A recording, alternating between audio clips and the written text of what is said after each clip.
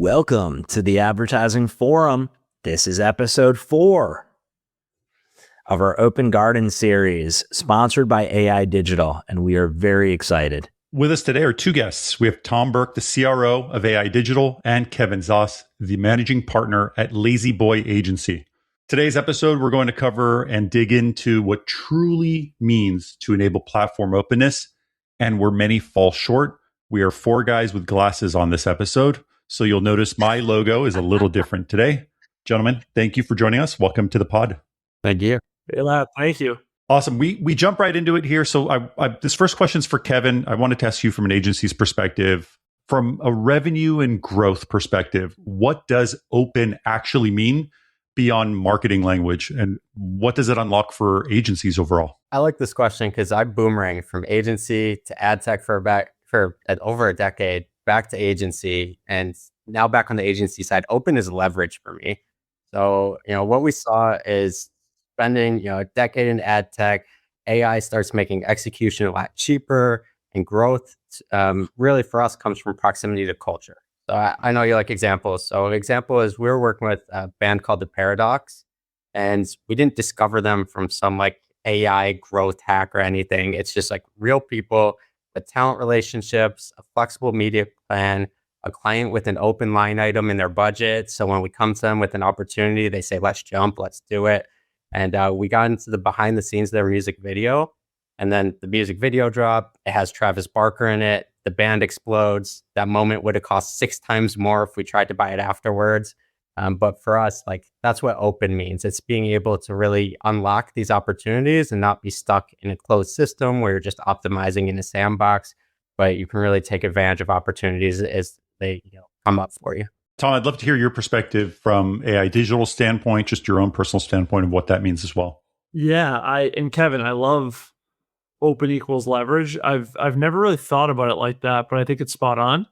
So oftentimes when we're thinking about, as marketers, how to market, you give leverage away oftentimes to a single platform or a single ecosystem, right? And so I love that. I've never really thought about that specifically, but that's great. ATG, for me, open means opportunity. I think for us, we're always trying to make some kind of connection between a brand and a human. And the more things are walled off, the less opportunity there is to make that connection. And so for me, it's opportunity across inventory, it's opportunity across data, and all that stuff is great, but it's really just more opportunity to make some kind of connection between a brand and a human at the end of the day. I love that. Now, I wanted to ask you, Tom, in particular, how have some of the tools that are available changed how buyers evaluate platforms and partners? But also, there seems to be a misconception that openness lacks structure. Is that necessarily true? So this is sort of a 2-part question for you. Yeah, I think the tools have changed fundamentally so much, I'd say, over the last 18 to 24 months. And when I say tools, I primarily mean buying tools.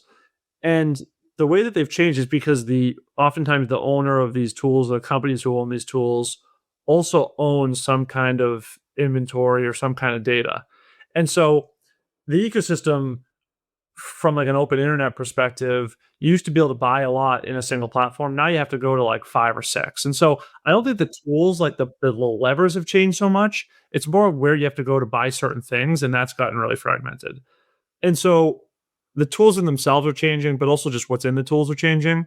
And then what I would say from a structure standpoint, I actually think you need more structure to be open, because at the end of the day, you need more platforms. You often need more processes and more people. And so to have access to everything, you actually need more structure to be able to navigate it. Kevin, how about you from an agency's perspective? How do you feel about the fragmentation changes as well as the misconception of openness as being structureless?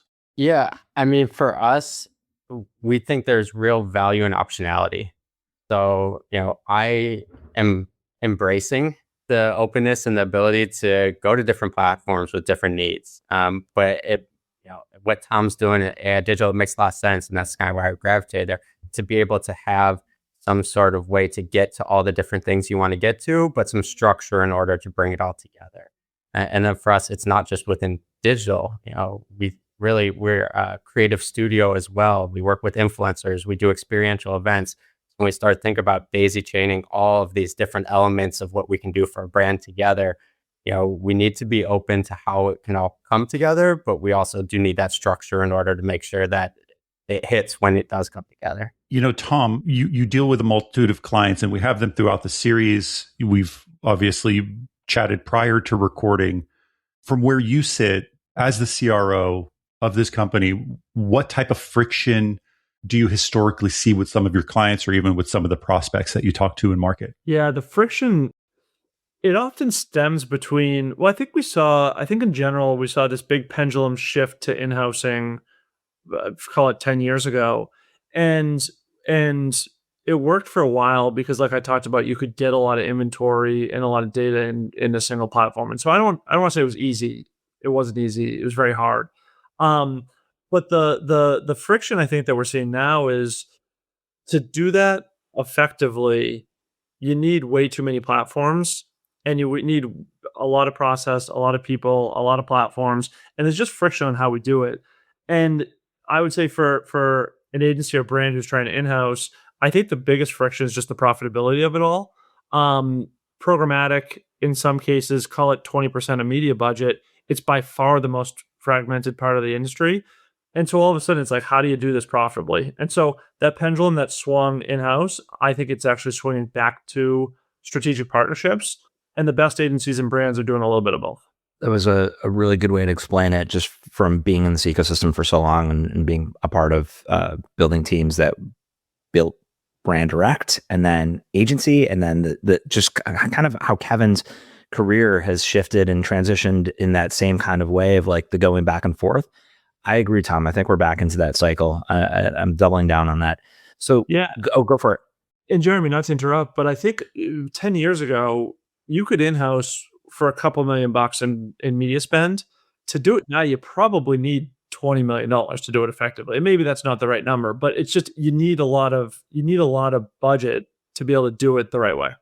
So, Kevin, how are intelligence layers and AI reshaping the open ecosystems? In other words, like, how is AI digital doing this differently, and how is it working for Lazy Boy Agency? Yeah, I mean, I think we all know workflow changes are like accelerating rapidly, and we talked about this a little bit before. Agentic tools and research and analytics, and we hit up Tom's head of AI, Dave, and it was like, we want to replace this SaaS product. We're coding it ourselves, but give us a little help there, type thing. So, I think as far as like the way it's reshaping our work, it's vast. I mean, I'll pull up Nano Banana and work through a creative with a client in real time on a status, and we'll do 6 weeks of back and forth in 3 minutes, just concepting together with Nano Banana. So, I mean, it's rapidly changing, and the speed is almost violent at like how quickly things happen. And it changes our investment philosophy. It changes our build philosophy. But what I also find really interesting is like, what doesn't change? And what are the things that are going to make us bulletproof moving forward? Market fundamentals, clean supply paths, strategy, creative, taste. And so for us, like, that's where we're doubling down and really making sure that, when there's a creator media integration that we're working on, you can't just flip it to AI and turn it into this like robust campaign that tells us you need a movie theater premiere, and then you need to negotiate a screening in an uncommon location to make a culturally relevant moment. By the way, those premiere gifts are going to be sales gold, and they need to get to the sales trade team in order to like blow this whole experience out. And that really comes from just like lived experience, human pattern recognition, like stuff that you can't prompt your way to yet. So yes, like a lot of our workflows are rapidly changing, but a lot of this stuff that, makes us, at least where we feel different or excel, it's like the human touch. So I agree with you on the human touch. How do you think about neutrality when you're choosing partners? That's a good question. And I think it's actually the main reason that I joined LBA. I was working inside constrained pipes previously, of which I helped develop over a 10-year career. But then you realize there's points where you hit ceilings, you can't grow incremental reach, or you're optimizing in the same box. And so, you absolutely need to have partners you can trust, and partners that give you access to openness and more things than you might not otherwise be able to build yourself.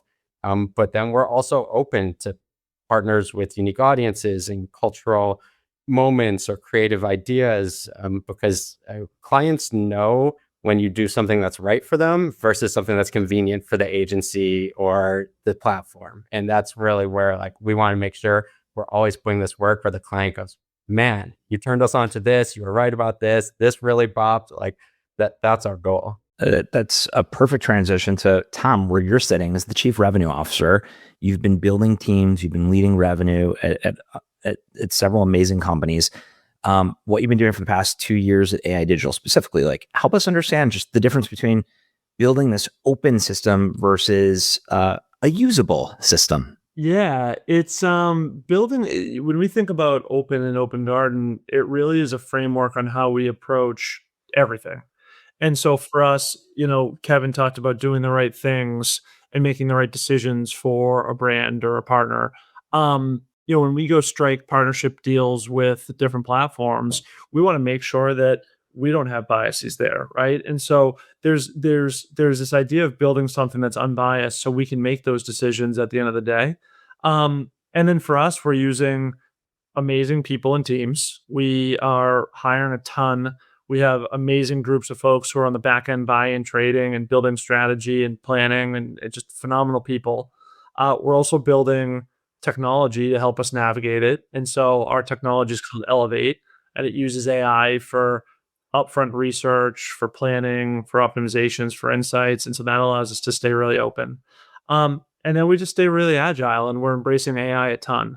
So we have a group called AI Digital Labs. That's essentially our AI arm, and that's what Kevin referenced. And so we're helping agencies go out and say, how do we help with thought leadership and education? How do we help with change management? Can we build you some tools, right? And it's having a really big impact.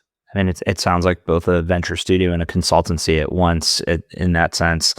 Kevin, what should buyers look for if they want to future-proof their stack? I think I touched on some of these already, but for us, it's protecting what we feel AI can't or won't quickly replicate. So distribution optionality, strategic clarity, taste. I think that's one of the most important elements to what we do over here. I think we're already seeing this play out. Like I just saw yesterday, Gap is the third fashion brand that's hiring for a entertainment development role. You look at what they did with their Cat's Eye partnership and how they're like really looking for cultural moments to build around. And to us, that's where marketing's heading. It's social teams and agencies becoming mini studios.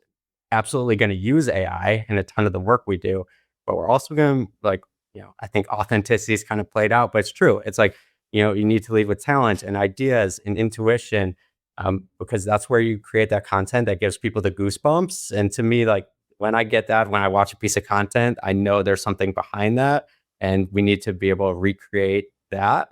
And so that's kind of like where we're thinking about how do you future-proof the stack? It's how do you create more of those moments? Totally. And Tom, I see you nodding your head a lot. I would love to hear your 2 cents. Yeah, I love this idea of taste. I think it's incredibly important as we move forward. I also think that there's just something fundamentally important about effort, like from a creative standpoint or from an advertising standpoint. And Kevin, when you talk, I love the effort and thought that you're putting into all the creative pieces. But I think I agree. Taste is going to be incredibly important as a lot of this stuff gets automated too. With that said, this has been an incredibly tasteful series, the Open Garden series, sponsored by AI Digital. It's been fantastic talking with your partners, Tom, understanding just what you're doing for the open ecosystem, open, neutral. This is essentially how we bloom as an ecosystem. So thank you both. Thank you, ATG, Kevin, Tom. Until the next one. Thanks, everybody, and thanks for watching. Awesome. Thank you. Thanks, guys. Hi, guys. Thanks, y'all.